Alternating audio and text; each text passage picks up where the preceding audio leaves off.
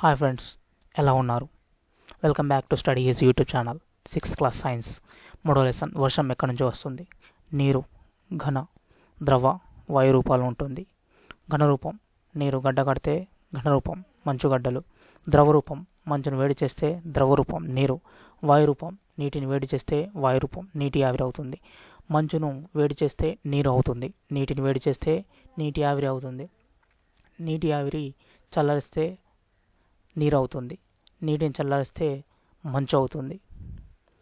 మంచును వేడి చేస్తే నీరు అవుతుంది, నీటిని వేడి చేస్తే నీటి ఆవిరి అవుతుంది.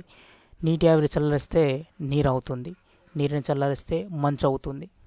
బాష్పీభవనం ఎగురుట, ఇరుగుట, మేఘాలు ఏర్పడటం.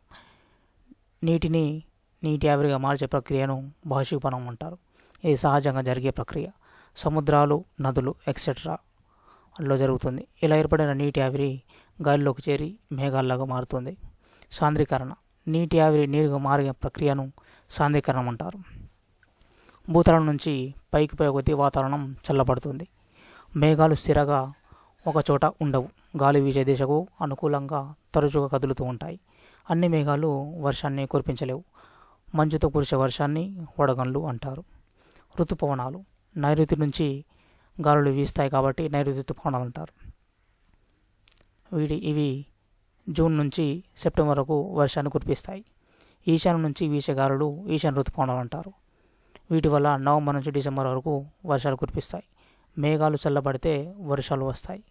నీరు, బాష్పీభవనం, మేఘాలు, సాంద్రీకరణం, వర్షం, సముద్రాలు, నీరు, వీటిని జలచక్రం అంటారు. జలచక్రంలో అంతరాయం వల్ల వరదలు, కరువులకు దారితీస్తుంది. పాలిథిన్ సంచులు, కవర్లు, ప్లేట్లు, గ్లాసులు ఉపయోగించడం వల్ల భూమిలో పొరలుగా పేరుకుపోయి వర్షపు నీరు భూమిలో ఇంకిపోదు. అందువల్ల కరువులకు కారణమవుతున్నాయి. వాన చినుకులు గంటకు 7 నుంచి 18 మైళ్ళ వేగంతో ప్రయాణిస్తాయి. వాన చినుకులు 0.0 నుంచి 2 నుంచి 0.31 అంగుళాల వ్యాసార్థం కలిగి ఉంటుంది.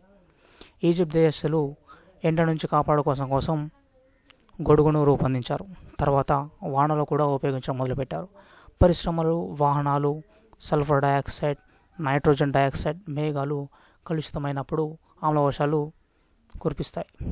కురుస్తాయి. సతతహరిత అరణ్యాలలో ఎగిరే ఉడతలు, పాములు ఉంటాయి. ప్రతిరోజు వర్షం కురిసే భూమధ్యరేఖ ప్రాంతం అరణ్యాలలో ఎగిరే ఉడతలు, పాములు ఉంటాయి. ఈ వీడియో నచ్చితే కనుక లైక్ చేయండి, షేర్ చేయండి, సబ్స్క్రైబ్ చేయండి. జై హింద్.